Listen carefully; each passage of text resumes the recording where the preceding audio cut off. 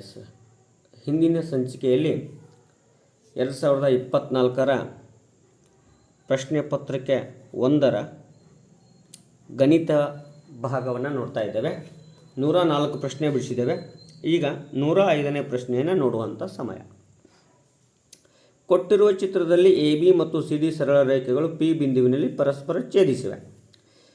C P Q equal to 90 degree ಆದರೆ X Y Z ಬೆಲೆ ಕಂಡುಹಿಡಿಯಿರಿ. ನೋಡ್ರಿ, ಬಹಳ ಸರಳ ಕಂಡುಹಿಡ್ತೇವೆ. ಎಕ್ಸ್ ವೈ ಜೆಡ್ ಬೆಲೆ ಕಂಡುಹಿಡಿಬೇಕು. ನೋಡ್ರಿ, ಯಾವ್ಯಾವ ಕೋನ ಎ ಒಂದು P D, A P D ಸಮ ಕೋನ್ ಸಿ, ನೋಡ್ರಿ C P B, C P B ಯಾವ ಕೋನಗಳು? ಶೃಂಗಾಭಿಮುಖ ಕೋನಗಳು. ಹಾಗಾದರೆ 3z - 10 equal to 90 plus X. ಅದೇ ರೀತಿ ಕೋನ್ ಎ ಪಿ ಸಿ ಸಮ ಕೋನ್ ಡಿ ಪಿ ಬಿ, ಅವು ಕೂಡ ಶೃಂಗಾಭಿಮುಖ ಕೋನ. 3x + 10 = y. ಹಾಗಾದರೆ ಈ ಒಟ್ಟು ಕೋನಗಳ ಮೊತ್ತ 360 ಡಿಗ್ರಿ ಆಗೈತಿ. ಹಾಗಾದ್ರೆ ನಾವು ಎಕ್ಸ್ ವ್ಯಾಲ್ಯೂವನ್ನು ಸಂಬಂಧಪಟ್ಟಂತ ಅಂದ್ರೆ ಈ ಕೋನ ಈ 4 ಕೋನಗಳ ಮೊತ್ತ 360 ಡಿಗ್ರಿ ಆಗುತ್ತೆ. ಹಾಗಾದರೆ ಇದು 90 ಪ್ಲಸ್ ಎಕ್ಸ್ಗೆ ಇದು ಸಮ ಆಗ್ಯದ ಅಂದ್ರೆ 90 ಪ್ಲಸ್ ಎಕ್ಸ್ ಎಂಬುದನ್ನು 2 ಸಲ ಬರ್ಕೊಂಡ್ಬಿಡೋಣ.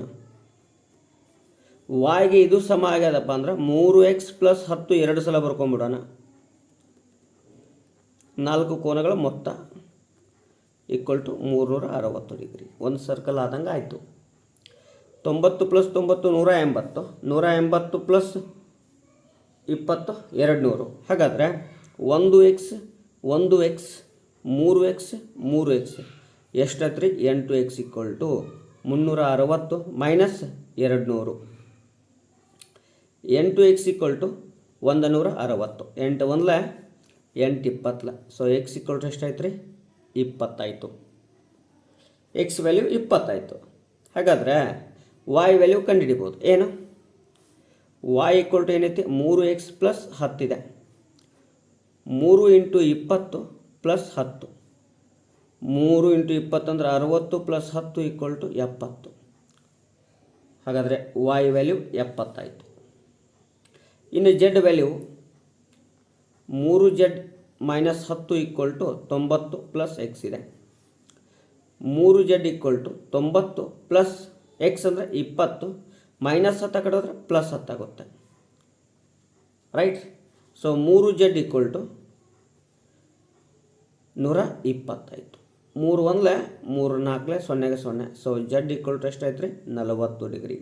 ಹಾಗಾದರೆ x = 20, y = 70, z = 40. 20 70 40. ಹಾಗಾದರೆ ಸರಿಯಾದ ಉತ್ತರ ಯಾವುದು ಬರ್ತದೆ? ಆಪ್ಷನ್ 2.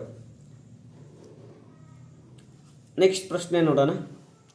ಕೊಟ್ಟಿರುವ ತ್ರಿಭುಜದಲ್ಲಿ ಸಿ ಅಳತೆ ಕಂಡುಹಿಡಿಯಿರಿ. ನೋಡಿ, ಸಿ ಅಳತೆ ಬಹಳ ಸುಲಭವಾಗಿ ಕಂಡುಹಿಡಿಬೋದು. ಏನಪ್ಪ ಅಂದರೆ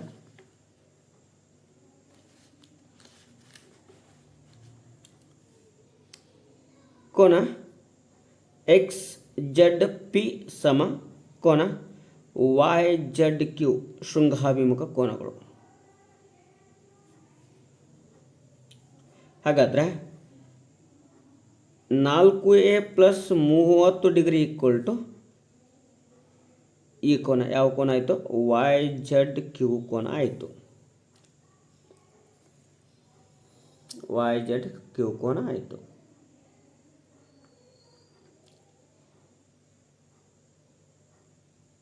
ಹೌದಿಲ್ರಿ? ಅದೇ ರೀತಿ ಈ ಕೋನ ಮತ್ತು ಈ ಕೋನದ ಅಳತೆ 180 ಡಿಗ್ರಿ ಆಗುತ್ತೆ. ಯಾವ್ಯಾವ? ಎ ಪ್ಲಸ್ ಜೆಡ್ ಕೋನದ ಅಳತೆ 4a + 30 ಡಿಗ್ರಿ = 180 ಡಿಗ್ರಿ. ಯಾಕಪ್ಪ ಅಂದರೆ ಸರಳ ಯುಗ್ಮ ಅಂತ ಕರಿತಾ ಇದ್ದಾವೆ. ಒಂದು ಸರಳ ರೇಖೆಯ ಮೇಲೆ ಒಂದು ಕಿರಣವು ನಿಂತಾಗ ಆ ಎರಡೂ ಕೋನಗಳ ಮೊತ್ತ 180 ಡಿಗ್ರಿಗೆ ಸಮ ಆಗಿರ್ತದೆ. ಹಾಗಾದರೆ 5a = 180 ಪ್ಲಸ್ 30 ಕಡಿದ್ರೆ -30. 5a = 150. 5 1 5 30. a = ಎಷ್ಟಾಯ್ತು ರೀ? 30 ಡಿಗ್ರಿ ಆಯಿತು. ಹಾಗಾದರೆ ಎ ವ್ಯಾಲ್ಯೂ 30 ಆಯಿತು. ಎ ವ್ಯಾಲ್ಯೂ 30 ಆಗ್ಯದಪ್ಪ ಅಂದ್ರೆ ಜೆಡ್ ಕೋನ ಎಷ್ಟಾಯಿತು? 120 ಡಿಗ್ರಿ. ಹಾಗಾದರೆ ಜೆಡ್ ಕೋನ ಜೆಡ್ ಎಷ್ಟಾಗುತ್ತೆ?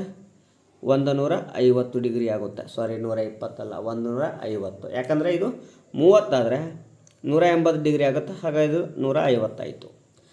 ಸೊ ಕೋನ ಎಕ್ಸ್ ಪ್ಲಸ್ ಕೋನ ವೈ = 150 ಡಿಗ್ರಿ ಆಗಬೇಕು. ಅಂದರೆ ಬಾಹ್ಯ ಕೋನದ ಅಳತೆಯು ಅಂತರಾಭಿಮುಖ ಕೋನಗಳ ಮೊತ್ತಕ್ಕೆ ಸಮನಾಗಿರ್ತದೆ ತಿಳಿಯೋಣ. ಸೊ ಕೋನ ಎಕ್ಸ್ ಅಂದರೆ ಸಿ = 150, ಕೋನ ವೈ ಅಂದರೆ 70 - 70 = 80 ಡಿಗ್ರಿ. ಸೊ ಸರಿಯಾದ ಉತ್ತರ ಯಾವುದಪ್ಪ ಅಂದರೆ ಆಪ್ಷನ್ 4, 80 ಡಿಗ್ರಿ. ನೆಕ್ಸ್ಟ್ ನೋಡ್ರಿ, ಕೊಟ್ಟಿರುವ ಚಿತ್ರದಲ್ಲಿ ಎಕ್ಸ್ನ ಅಳತೆ ಕಂಡುಹಿಡಿಯಿರಿ ಅಂದಾನ. ಇವೆರಡು ಇದನ್ನು ಬಿಟ್ಟರೆ ಅನ್ನಕ ಸೊ ಅಲ್ಲಿವರೆಗೆ ವೇಟ್ ಮಾಡೋಣ. ನೋಡ್ರಿ, ತ್ರಿಭುಜ ಎ ಬಿ ಸಿಯಲ್ಲಿ ಕೋನ ಬಿ 90 ಐತಿ. ಹಾಗಾದರೆ ತ್ರಿಭುಜದ ಒಳಕೋನಗಳ ಮೊತ್ತ ಎಷ್ಟು ಡಿಗ್ರಿ ರೀ? 180. ಅದರಲ್ಲಿ 90 ಡಿಗ್ರಿಯನ್ನು ಕಳೆದೇವೆ ಅಂದ್ರೆ ಕೋನ ಎ ಮತ್ತು ಕೋನ ಸಿಗಳ ಮೊತ್ತ ಸಿಗ್ತಾ ಇದೆ. ಅದು ಎಷ್ಟಾಯಿತು? 90 ಡಿಗ್ರಿ ಆಯಿತು. ಇನ್ನು ಕೋನ ಎ ಮತ್ತು ಕೋನ ಸಿ ಎರಡೂ ಕೋನಗಳು ಸಮ ಆಕ್ಕಾವ. ಕೋನ ಎ ಮತ್ತು ಕೋನ ಸಿ ಸಮ ಆಕ್ಕಾವ. ಯಾಕಪ್ಪ ಅಂದರೆ ಸಮದ್ವಿಬಾಹು ತ್ರಿಭುಜದಲ್ಲಿ ಸಮಬಾಹುಗಳ ಅಭಿಮುಖ ಕೋನಗಳು ಸಮ. ಹಾಗಾದರೆ ಕೋನ ಎ ಕೋನ ಸಿ ಅಂದ್ರೂ ಎ ಅಂತ ಬರ್ಕೋತಾನೆ. ಹಾಗಾದರೆ 90 = 2 ಕೋನ ಎ ಆಯಿತು. 2 1 2 45. ಸೊ ಕೋನ ಎ = ಎಷ್ಟಾಯಿತು? 45 ಡಿಗ್ರಿ ಆಯಿತು.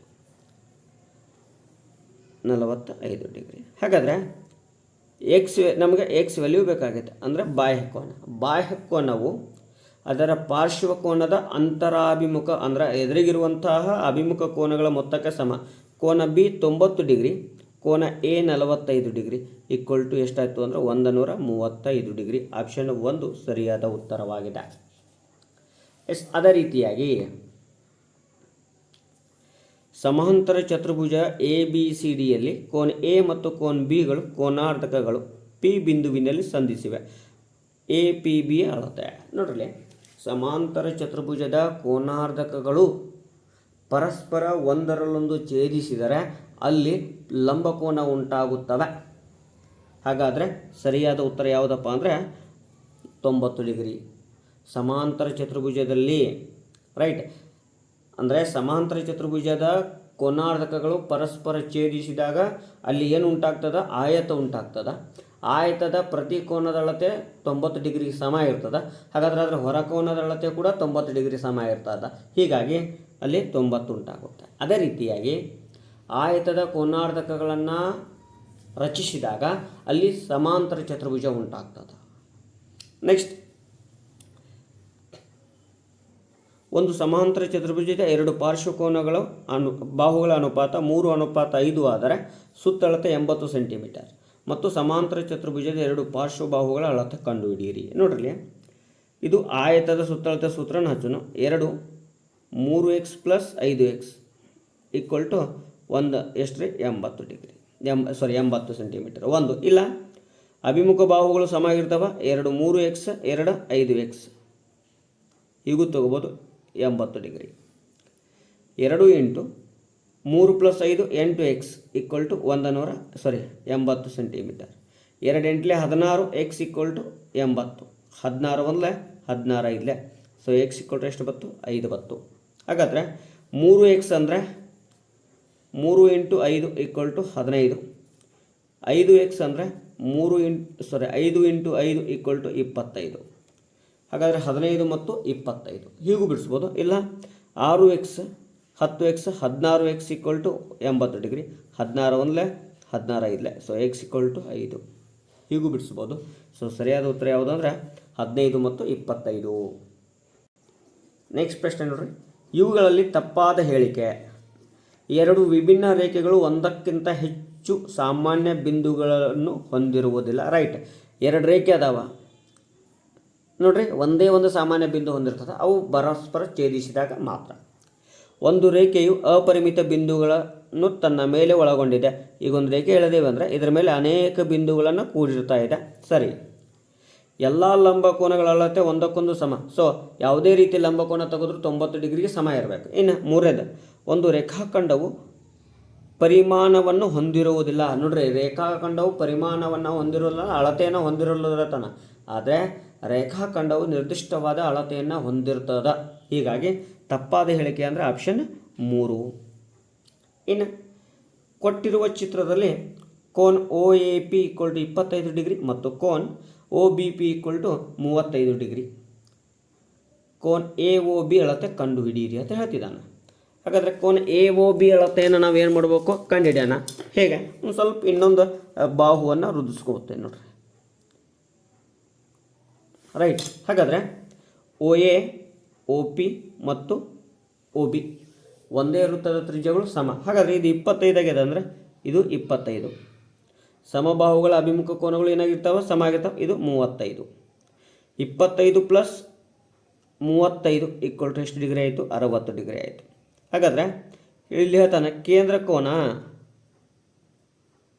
= 2 × ಪರಿಧಿ ಕೋನ. ಹಾಗಾದರೆ ಇದು ಪರಿಧಿ ಮೇಲೆ ಉಂಟಾದ ಕೋನ ಆಗೈತೆ, ಅದು 60 ಡಿಗ್ರಿ ಐತೆ. ಇಂಟು 2ರಿಂದ ಮಾಡಿದೇವೆ ಅಂದರೆ 120 ಡಿಗ್ರಿ. ಸೊ ಕೇಂದ್ರ ಕೋನ AOB = 120. ಸೊ ಆಪ್ಷನ್ 1 ಸರಿಯಾದ ಉತ್ತರವಾಗಿದೆ. ಒಂದು ಆಯತದ ಉದ್ದ, ಅಗಲ ಮತ್ತು ಎತ್ತರಗಳು ಅನುಪಾತ 4:2:3. ಅದರ ಘನಫಲವು 1536 ಸೆಂಟಿಮೀಟರ್ ಕ್ಯೂಬ್ ಆದರೆ ಘನದ ಪೂರ್ಣ ಮೇಲ್ಮೈ ವಿಸ್ತೀರ್ಣ ಕಂಡುಹಿಡಿಯಿರಿ ಅಂತ ಹೇಳ್ತಿದ್ದಾನೆ. ನೋಡ್ರಿ, ಆಯತ ಘನದ ಘನಫಲ ಸೂತ್ರ ಗೊತ್ತಿರಬೇಕು. ಉದ್ದ ಇಂಟು ಅಗಲ ಇಂಟು ಎತ್ತರ. ಹಾಗಾದರೆ 4x × 2x × 3x = 1536. ಸೊ ಒಂದೊಂದಾಗಿ ಕರ್ತ ಹೊಡಿನ. 4 1 4 3 12, 3 ಉಳಿತು. 4 8 32, 1 ಉಳಿತು. 4 4 16, 2 1 2 1 1 ಉಳಿತು. 2 9 2 2, 3 1 3 6 18, 1 ಉಳಿತು. 3 4 12. x × x × x x³ = 64. x³ = 4 cube. So x = ಎಷ್ಟಾಯಿತು, 4. ಹಾಗಾದರೆ ಉದ್ದ 4x ಅಂದರೆ 16, ಅಗಲ 2x ಅಂದರೆ 8, ಎತ್ತರ 3x ಅಂದರೆ 12. ಇನ್ನು ಸೂತ್ರ ಗೊತ್ತಿರಬೇಕು ಏನು, 2 × L × B + B × H + H × L. So 2 × L × B 16 × 8 128 ಆಗುತ್ತಾ, ಪ್ಲಸ್ B × H 8 × 12 96 ಆಗುತ್ತಾ, ಪ್ಲಸ್ H × L 16 × 12 ಮಾಡಬೇಕು. 16 × ಎಷ್ಟು ರೀ, 12 ನಾನು ಮಾಡಬೇಕಾಗಿದೆ. 16 × 12 ಮಾಡಿದಾಗ 100 ಎಷ್ಟಾಗುತ್ತಪ್ಪ ಅಂದರೆ ಅದು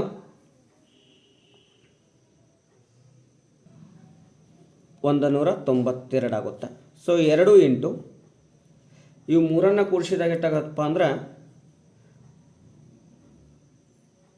416 ಆಗುತ್ತೆ. 416 × 2 ಮಾಡಿದಾಗ 832 ಸೆಂಟಿಮೀಟರ್ ಸ್ಕ್ವೇರ್. ಸೊ ಸರಿಯಾದ ಉತ್ತರ 832 ಸೆಂಟಿಮೀಟರ್ ಸ್ಕ್ವೇರ್ ಆಗಿದೆ. ನೆಕ್ಸ್ಟ್ ಕೊನೆಯ ಪ್ರಶ್ನೆ ನೋಡೋಣ. ಅಂದರೆ ಗಣಿತದಲ್ಲಿರುವಂತಹ ಬಿಡಿಸುವಂಥ ಸಮಸ್ಯೆ. ಉಳಿದಿದ್ದು 6-7 ಪ್ರಶ್ನೆ ಏನದಾವಪ್ಪ ಅಂದ್ರೆ ಪೆಡಗಾಗಿ ಮೇಲೆ ಅದಾವ. 113ನೇ ಪ್ರಶ್ನೆ.